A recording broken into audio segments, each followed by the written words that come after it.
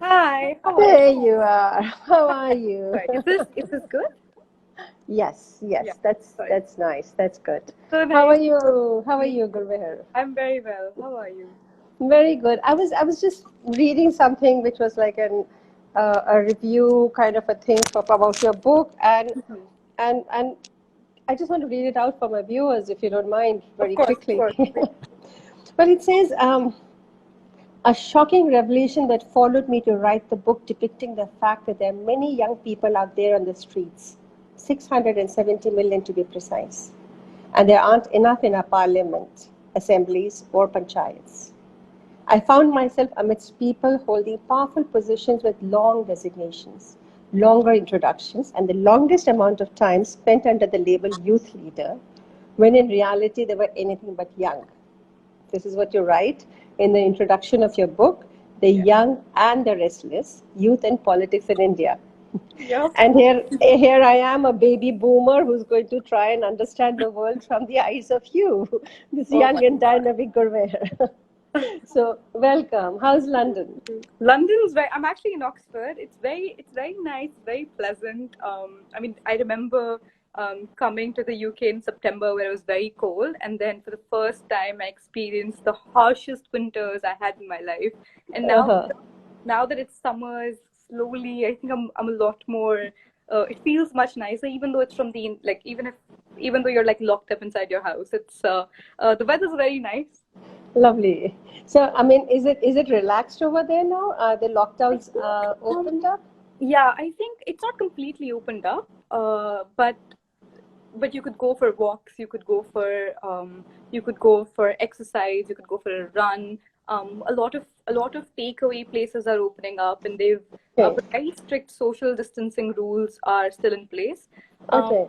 yeah, but I do think slowly it's opening up. I think, but personally for me, I feel like till like your libraries are open, I don't Yes. think it's open at all because my entire work is meant to be Yeah. indoors in a library, and I'm kind of really tired of just sitting in my room. And I'm just like, all I want right now is to just be able to go and you know the Yeah. way the way university is um every department has a different library. So I still Yeah. remember, like, a treat for me used to be back before the corona times, the before times. A treat for me used to be that, whenever I wanted to work, I'll be like, today I'll go to this pretty library or I'll go to that Hmm. library, and all of a sudden I have the same amount of work but like no library to motivate me. So Right. I'm a bit upset about that. But then again, that comes from a very privileged Yeah. position, which I do Yeah. recognize. But like personally, if you ask me, Hmm. yeah, it can be a bit isolating.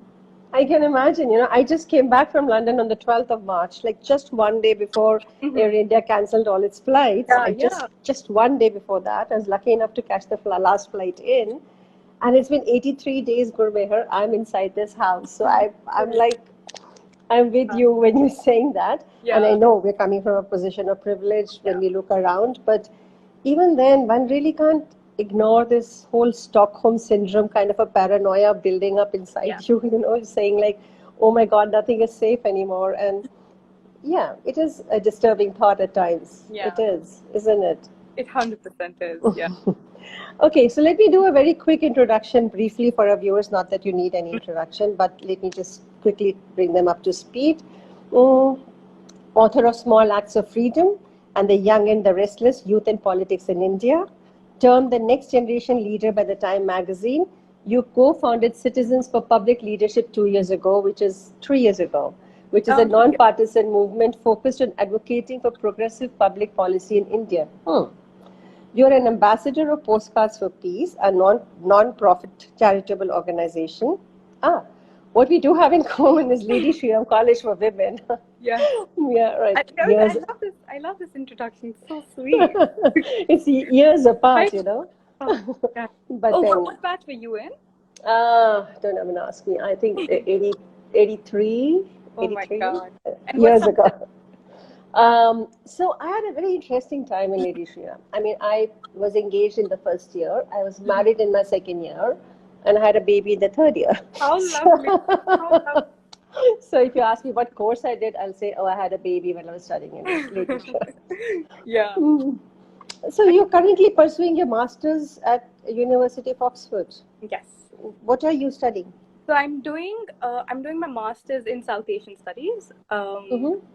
So and I'm looking at foreign policy and IR.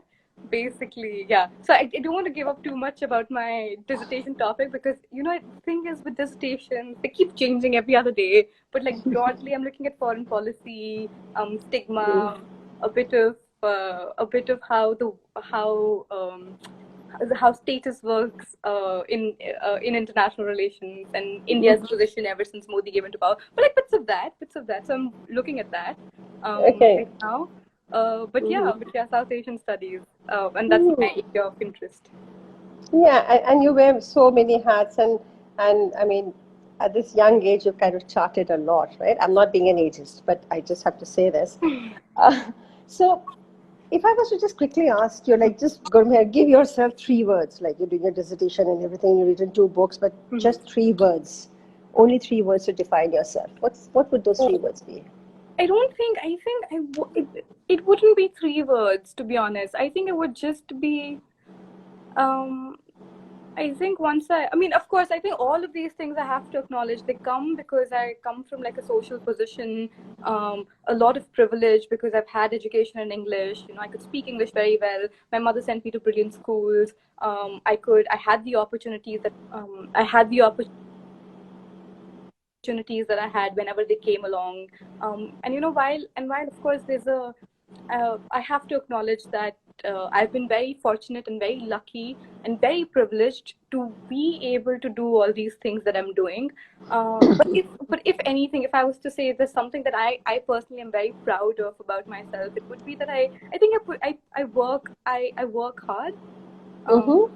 I work very hard. I think I do the sitting down on your desk and finishing the task and not getting up kind of well, and I think I'd say I'm very driven. Um, but Oh. but then also a lot of people have these qualities. Everything that I've achieved so far, it does not come without. I cannot say that I am hardworking and I am driven, which is why I am where I am. I think those are qualities that I would say that exist within me as a person, but it is the structure that I kind of benefit from because of my privilege. So Mm. when I No, say I yeah, completely get that. But even then, I'm going to urge you to say, okay, if I say, okay, so privilege is one place where you would say you have privilege. yeah, The other thing that you want to give yourself is hard work. yeah. Okay, give me one more. Ooh, oh God, I think it would be self-aware. Should I? Self-aware. I think so. I try to be self-aware often. What does that mean for you? I think to be very. I think if there's something that happened ever since Ramjes, because it was such a storm. Yes, When you're so young, when you're like absolutely. 19 years of age, and so many things are happening. Like people are saying terrible things about you, and some people Yeah. are saying brilliant things about you. And when you're so young and you're living away from family and you're living away from home, and you go to college, and all of a sudden, you're the batch younger to you comes up to you and is like, oh my God, you inspired me so much, or like, Didi, can I have a selfie with you? Or like, a lot of Mm. this, while there's also a lot of hatred from a lot of people who think that you're anti-national, there are such like two very powerful comments on who you are as a person. And when you're a young child, and now I can say I'm a young child because I turned 24 in September this year. Right. Mm. I was 19 then. So when I look back and I think, as like a 19-year-old, I think I kept having like very honest conversations with myself throughout, whether it was about, am I anti-national? Am I doing something wrong? Am I saying something that's against the country, that disrespects the memory of my father? Uh, having those honest conversations, but also having a very honest conversation that all this praise that I'm getting um, is, is not, I can't define myself with either of these things. Like what I will continue to define myself would be the work that I keep doing. And like for me, Mm. it was always making sure I get the first in college. My grades can't falter. Making sure I do the rigorous bit of the work where like I put in the rigorous effort of getting things done as opposed to being like completely in awe. Oh my god, I have a book deal and I'm so brilliant. You have a book deal for like 2 seconds, and then you're just like, oh, I have to write this book. So doing this sincere bit where you're just like, okay, I have to sit down and put the work, and I will always remember that popularity, fame, hatred, and all these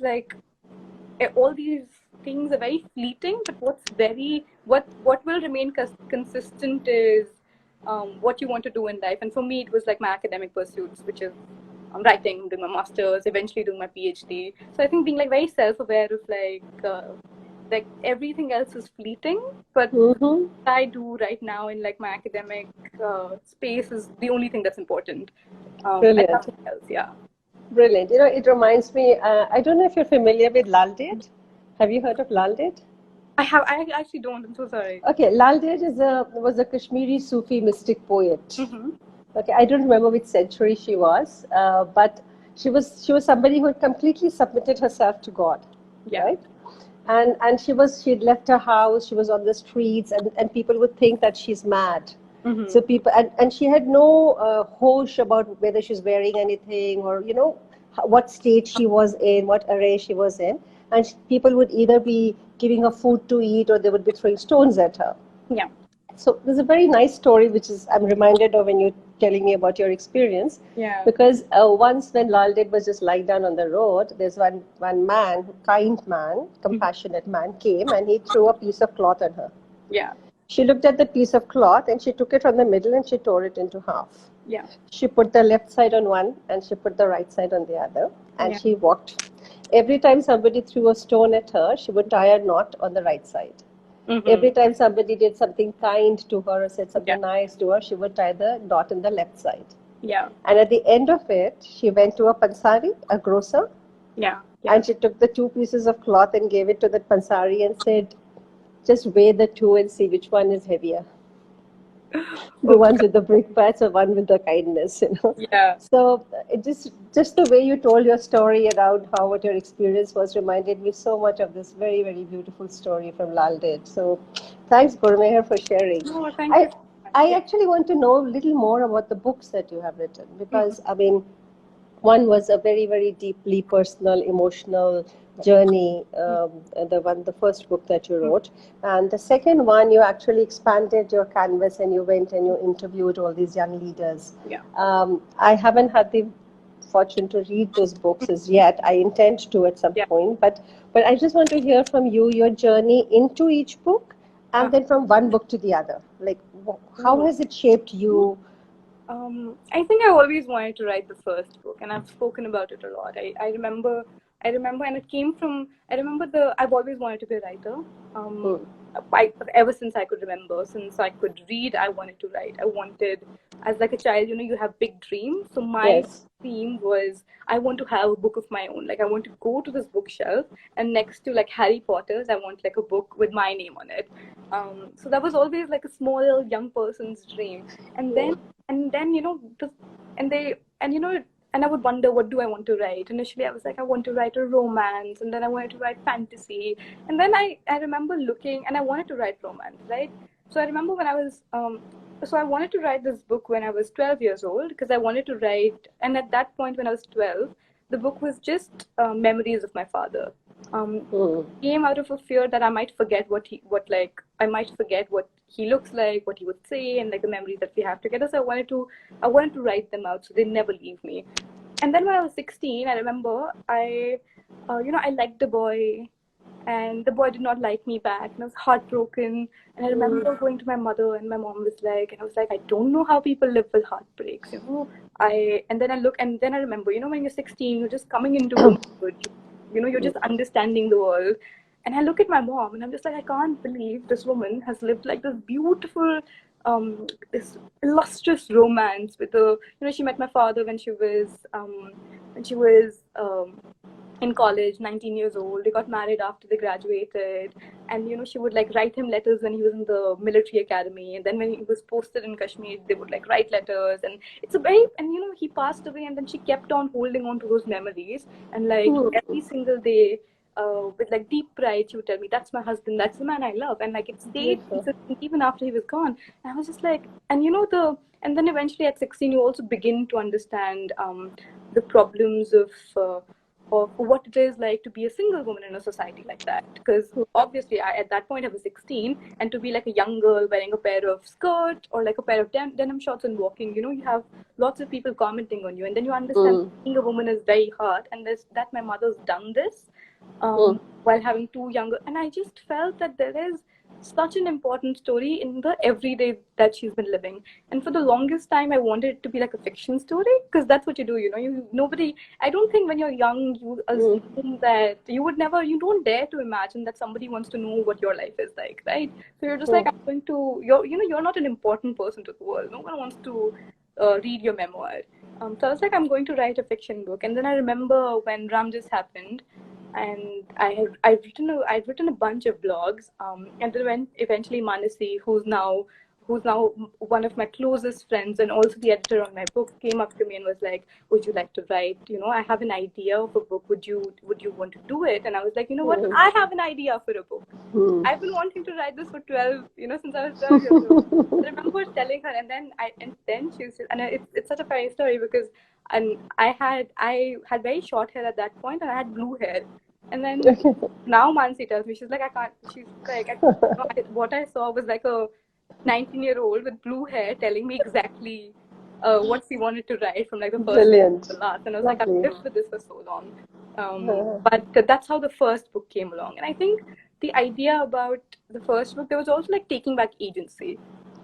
Because I remember when Ram just happened, what I vividly remember is every person, every news channel, and I'm 19, every powerful person, whether it's a politician, an actor, a cricketer, a journalist, they had so many opinions on me, and they were weaving my story a bit from here, a bit from there. There were opinion pieces. I still remember there was one opinion piece that was like, "Oh, she's the LSR girl, so this is a certain way LSR people think." So there were like assumptions of who I am, what I am, and like an entire story that was being built by various people who were not me.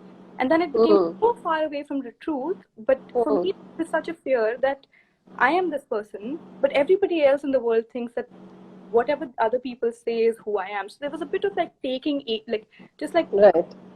back, being like, I'm going to tell my story. You're a powerful man in a TV studio, or in a cabinet, or in like a cricket team of or an actor in a movie. You're not going to tell the world who I am. I'm going to do it. So I think for me, it was also like asserting that. And I'm like, I'm very, very fortunate that I had the opportunity to do it. The second book came. I don't think I was going to write the second book so quickly, but I think the second book came because I think it was also, there was this whole idea about, I wrote the second book just to prove myself I can write. Just say a little more on that, because you just finished writing the first book, which in any case was so applauded. And then why did you feel the need to prove that you could write? I mean, where did that come from? I think it's also like, I think one desperate need to, because I could see something happening in front of my eyes. I could see that there is, a little lag between so many young people here, but nobody there. And I remember people would ask me, "Do you want to be in politics?" And I would be like, "Yeah, I want to, I want to see which other younger people are in politics." And there were none. And there were absolutely none. I had nobody to look up to. And I was just like, I'm going, and I remember I would do this. I would like go on Shella's Wikipedia page, Shella Rashid, because she's like a young, fiery person who's gotten into the public space, a young woman who comes from a minority community in India, from the space of like conflict, and has created this space for her. And I was like, what's her life like? Like, how does she think? What is she like? I really wanted to know that. I wanted to know how Jignesh Mevani thinks. And I was like, but if I want to know this, how many young people would want to know this? Absolutely. How many like if anything, and I don't think at that point I was just like, I don't think at that point I was like, I want to write a big academic book on young people in politics. I think at that point I wanted to write a book of stories again, and I put this emphasis again of young leaders, that if somebody who feels mildly curious about politics and wants, or mildly curious about young people in politics, can quickly pick this book and just be inspired. And Right. be like, just do an in-depth into what it's like to be a young person in politics. And if you're inspired, you take up the street as an activist the next day. You start writing about politics, but like open the space up. And I think a part of me, like the noble cause was that, but I think a little more selfish bit of me was just like, I want to write a book because I want to prove to myself that I can write a book. The first time people are often like, they'll dismiss you by saying, "Oh, you got lucky." You know, yeah, you were very enthusiastic. Like it came out of like, Yeah, first you get like personal memories and personal personal experience, so, but do you have it in you to craft something? exactly. Yeah. And I think a part of me is still just like desperate because I really want to write fiction. So a part of me just now, as I finish my, I keep thinking, and I keep every single day, I have like an hour of just daydreaming where I'm just like, when I finish my dissertation, I'm just taking a 6 months sabbatical and I'm going to write that fiction book. I want to Yeah. write that fiction, big love story. I Yeah. used to write, but yeah, We look forward to that. I hope so. I hope I can write it. I hope I can.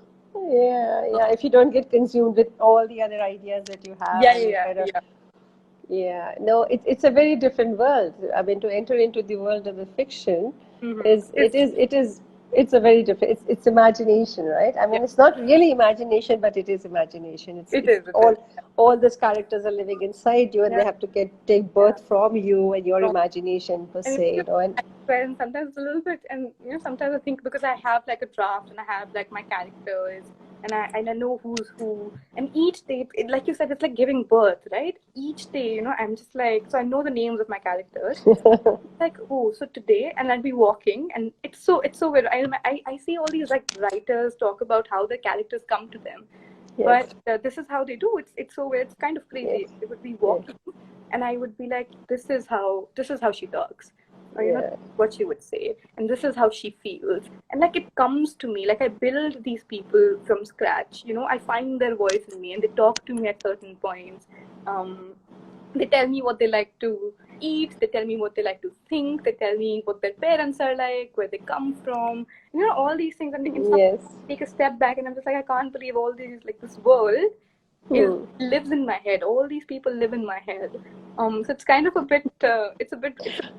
Sometimes I go crazy just thinking about it. Yeah, feels schizophrenic, right? A little Yeah, yeah. bit. So many people talk in my head. Yeah, Yeah, from one writer to another, I know exactly what you're talking about. It's crazy. And then you think yeah, that you've yeah, got everything in control, and then suddenly they have a yeah. life of their own, and they're doing things that you don't want them to do, and you're like, I did plan this writing like this. This character was not supposed to do this, and they end Yeah, up doing all yeah. kinds. And you go into. I just remember the first time I went. I was like, I have so much control over who these people are because like I have charted their stories out. But every day they change. I remember Yeah, somebody just died. Like there were three characters. One character just like went away. I was like, you're not needed in this anymore. So they're just hmm. like, and I was like, I can't believe in this world. Like just Hmm. people come and go already. You think you have so much control of this world, but then the way it operates, it tells you the story yourself, and it's a bit, Yes, yeah, it's a bit like yeah, very romantic idea to tell, but it's also true. yeah, I'm going to move a little bit because yeah, I have sure. to charge my phone. Okay, Yes. right. Mm-hmm. So, just to share with you, Gurmehar, Mm-hmm. so we here at Sakshi are right now currently engaged with reaching out to the youth Mm-hmm. across. We have started a Rakshan movement, and we call Yeah. it the Rakshan movement. And Rakshan for us is somebody who prevents child sexual abuse. Yeah. And we are looking at the youth as becoming these preventers. Mm-hmm. And our starting point is a constitutional right to Yeah. equality.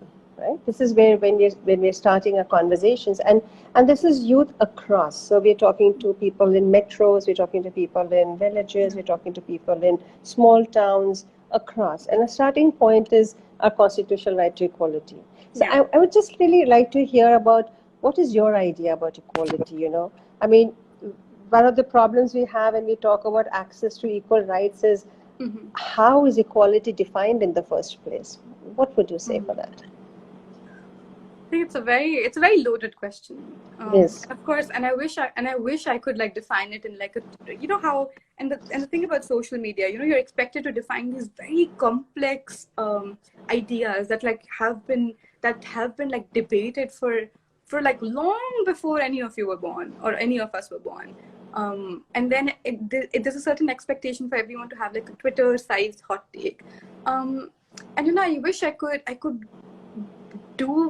define equality in that way, but I can't. But I think if there's something that I know about equality, is that there is no justice without equality, and there is no peace without justice. Nice. So if that would make sense, I could break it down, but it would. Yes, I would invite you to break it down for all the young viewers who would probably be looking and listening into you. So yes, do please break it down. So I think, I mean, when we think about, I'd have to take an example. I could take an example of today. Today is 1984. Today is the 36th anniversary of the Operation Blue Star. And often there's a whole conversation about when state action is taken on communities, and this whole conversation about but where is peace? It's very important to understand that there is a certain inequality between when it's a people's movement and the state, and like true and we talk about and within that is roped the idea of justice. And we talk about justice, and then there's this whole conversation about peace. So when you look at for there to be true equality, there has to be justice, or those power inequalities will constantly remain, whether it's the state in a community, whether it's a majority community and a minority community, whether it's gender, or whether it's a man or a woman, whether it's a man and communities that don't adhere to a certain gender, or the LGBTQ community. There are certain for that power. For equality will always be there has to be a certain power balance in that, and to achieve that, and that power balance is achieved through justice, through giving justice to these communities who have been historically marginalized and oppressed for so long. And only then, when you have gotten equality and justice, can we talk about peace. So which is why, when people ask me, you talk about peace, but you don't talk about people taking up arms, or you don't talk about, protesters burning buses, which is something that happened in the CAA protest. Yes. And this is why you cannot talk about peace when you can't talk about equality and justice. So which is why I think if I'm someone who's working towards peace, I can't just talk about a surface level peace. It has to come from build from these very fundamentals that are equality and justice. So how would you say that the marginalized communities will get to define equality? I mean, how would we reach that? What would you say? How would we reach that position, that state? I mean, where that conditions are facilitated, where the marginalized communities can define equality for themselves? How can a marginalized community or minority community define equality? I don't think it's that definition. I think when that power imbalance is gone, is where equality would happen. Yeah. So just talk a little more about the power imbalance, just to open it up for everybody here. I'm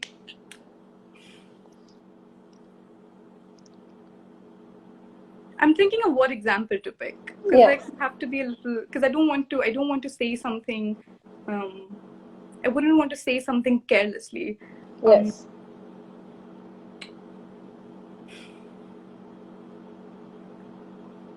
A basic power imbalance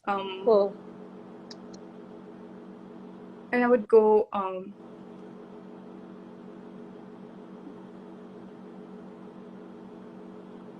let's talk about gender. It's easier, right? Let's talk about a man and a woman. It's always, let's go back into our homes.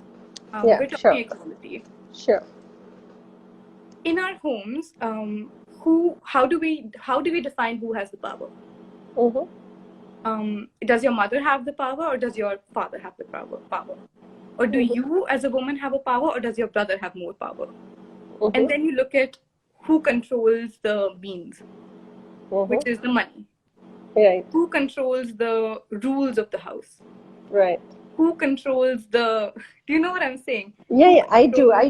I'm inviting you to speak it out in more detail for other people who would actually be listening into us. Who controls? So then, all of a sudden you start beginning to see who has more power. When you see who that control lies with. Yes. And then even though there might be, like, you might talk about surface level equalities, such as, my mother and father are the same because my father respects my mother. But as long as your father, or like as long as the man in the house, it doesn't have to be your father, but as long as your father or your brother keeps that control, or has that control over how the female in the house reacts or acts or lives or survives, then there is no equality. So I think an example would be that. So now that's the similar thing could be applied to the state and the everyday people. The same could be applied to a majority community and minority communities. Same could be applied to like so many places. But I think a rough example would be this. So I just want to come back to you and your life a little bit. I mean, out of this conceptual space. Yeah. Growing up here. Yeah. Did they shape your understanding of equality in any way?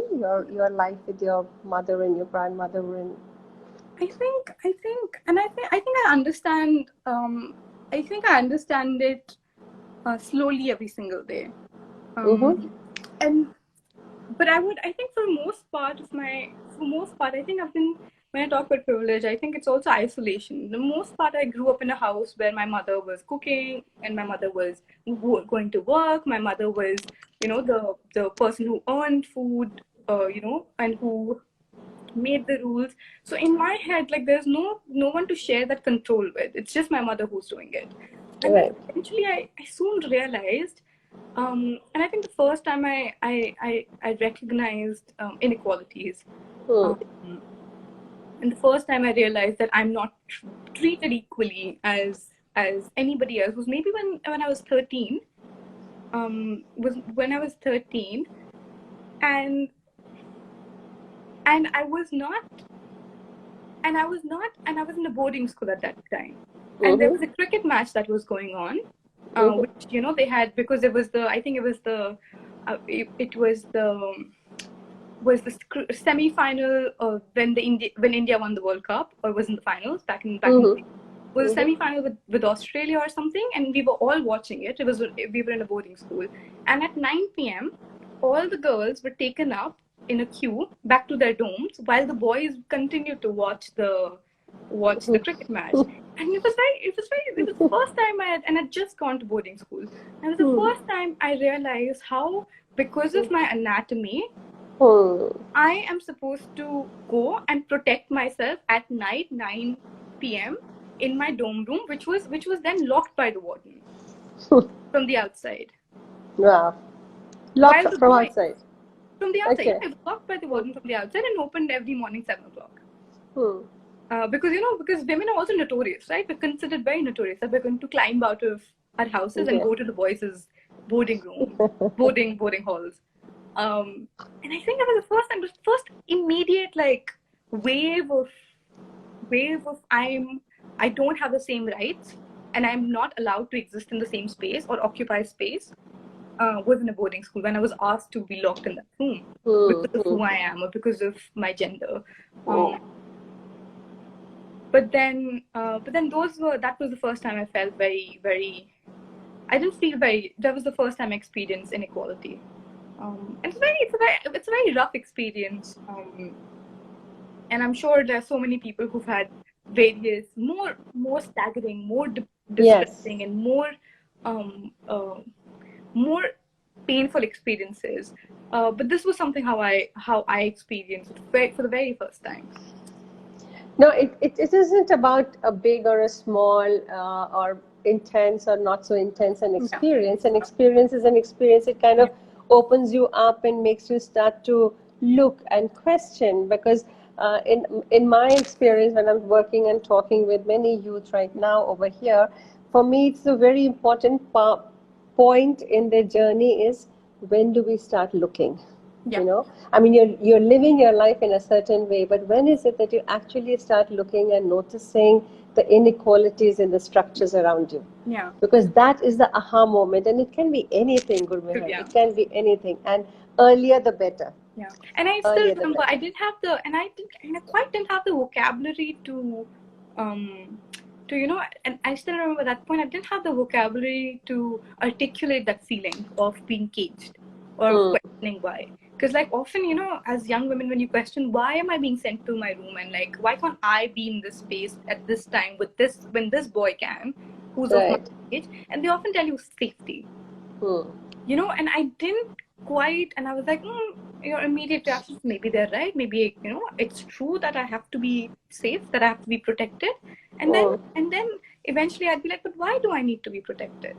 Who do I have to be protected from? Then if I need to be protected from this person, then this person should be in the cage. Now why am I in the cage? And then eventually, you know, as you start questioning slowly, do you then understand? And then I remember coming across feminist literature, and all of a sudden I remember reading, and I was like, oh my God, this is what I was feeling, and this is how I was made to feel, and this is why it happened. And you have a vocabulary to, you know, to articulate your experiences, which is also where like my interest in academia came from. It's like, I feel all these things, but how do I like find the words for it? Yeah, because the language is then making meaning for it. You know, you kind of suddenly, everything which is happening is acquiring a meaning. Exactly. Yeah. And it makes a difference. I mean, it kind of just opens up the world for you, and it just makes you understand so much that is happening around you. Yeah. So, I mean, just taking this forward, you just said 2 or 3 things over here which we've been debating and talking about a lot. One is safety, one is protection, and then we're talking gender equality, and we're talking youth, right?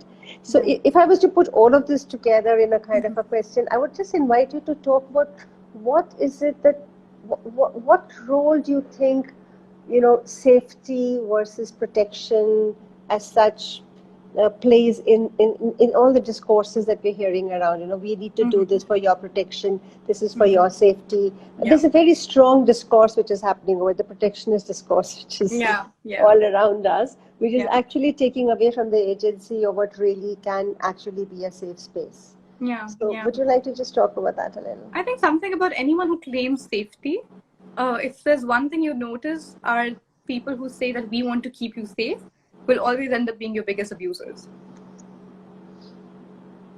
And or abusers of your rights. It's so funny. It's so funny. It could be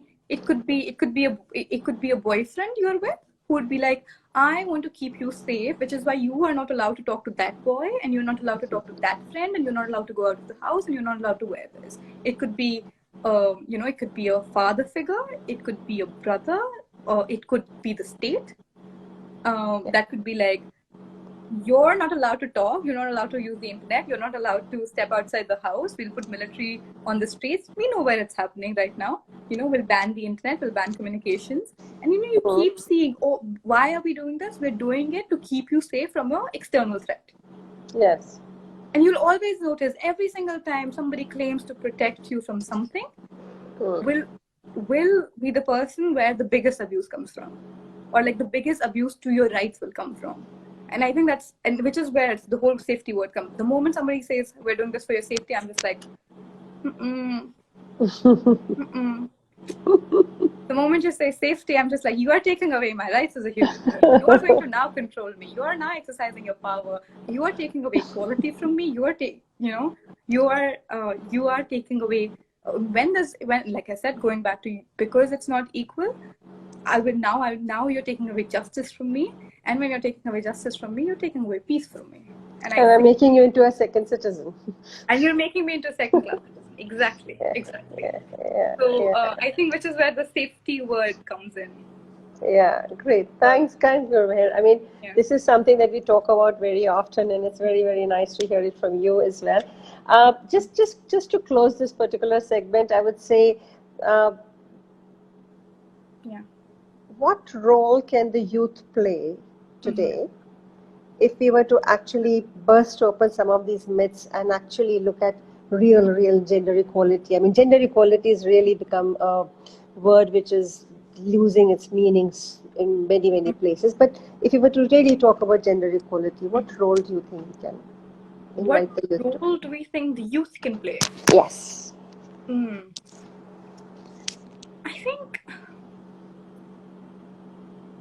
I think as young people, something that I instinctively think of, because of course it's not, when it comes to gender equality, it's not like solely the responsibility of the youth.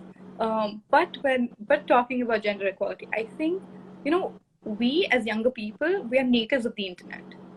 So Mm-hmm. that's very unique to young people. That's not unique to um, older people or people who've Mm-hmm. lived for way before that we have lived. I wouldn't say older. Uh, Baby boomers, did you mean Baby that? boomers would be that, we're natives of the internet, and Yeah. technology and internet, as much as it's a very scary tool, it's a very powerful tool. And it could be used to talk about gender, gender inequality Mm-hmm. so well. I like, but I'll go back to the bit of, I wish I could articulate the way I felt back then.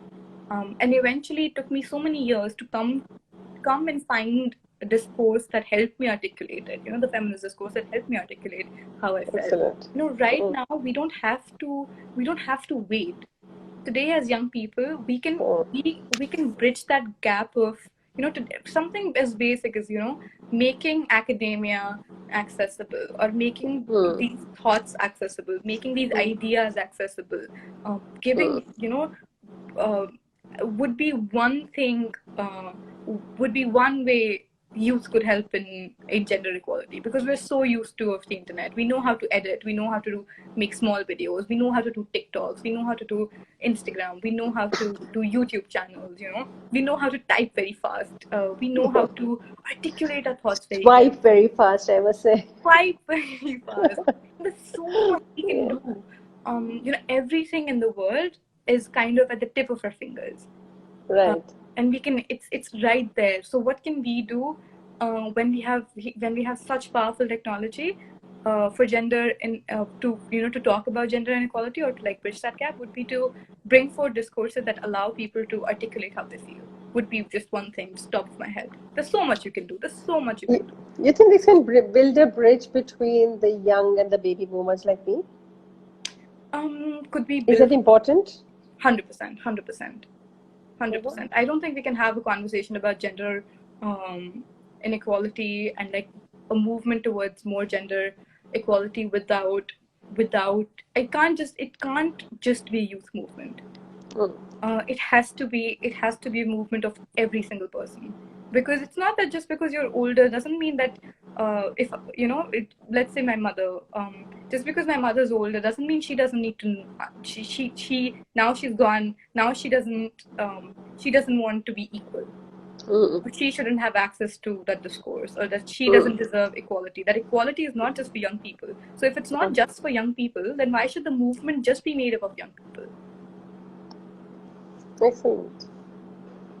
Right? Great. So it's for everyone. That movement is for everyone, and everyone should be a part of it. Of course, it could be spearheaded by young people. Mhm. There's so much that we can do. There's so much, and also the responsibility of it like lies so much more on young people, because we will continue to, like, we build the world that we want to live in, right? Mm. But that doesn't mean that these movements have to eradicate baby boomers, as you would say.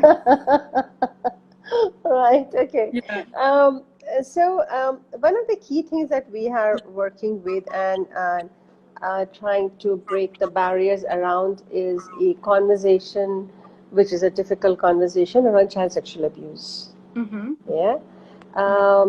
And it's okay when it's all right. I mean, when we're talking to a group, a community, the youth is there, we talk, we have disclosures. But when it comes to building bridges between even ages or between two communities, or there are lots of barriers and obstacles that are coming in still. Do you want to talk a little bit about what you think can be done or should be done to open up those spaces for the youth, by the youth? I mean, language is one of the very critical things that we are working on and with, and making, like what you said, using technology. We're saying, okay, let's use technology and language and kind of break down the complex concepts into something which is relatable and accessible and understandable, so to speak. But beyond that, if you would like to just open that up a little bit. I think when I talk, and because a lot of the work that I do and a lot of the work that I want to do revolves around building bridges. All the conversation about peace and bilateral peace. A lot of it is about building bridges. And I'm a big fan of diplomacy. I'm a big fan of conversation. I'm a big fan of let's sit on the table and I'm sure we can solve this out. And I think when it comes to building bridges between communities and people, I would back myself in the same. I would bring that same conversation. But I think something that I'll go back to, and I'll go back to this work by Urvashi Butalia when she started writing about the partition. I remember, and which is why discourses are so important. Why is her work so important in feminist literature, in peace building, in like the literature of the independence struggle? The partition. The partition. Like, why does it become so important? Because what she did was she went through and she picked up stories from across the border. Beautiful, brilliant work. And what emerged from those stories through her work were these very similar shared experiences. We were until that point, when you imagine the partition, you imagine two broken communities who hate each other, and you imagine that there are going to be very negative emotions that are going to come across, and there are major differences between these communities. But when you do an ethnographic research the way she did, and then you create a project like that, and what emerges out of it is that politically and through rhetoric, you've been so conditioned to believe that you're so much more different. And then when it comes to an everyday life of living, of surviving, of finding food, of going through trauma together, of going through this historic political moment together, you realize that between you and the quote unquote other, the experiences are so much.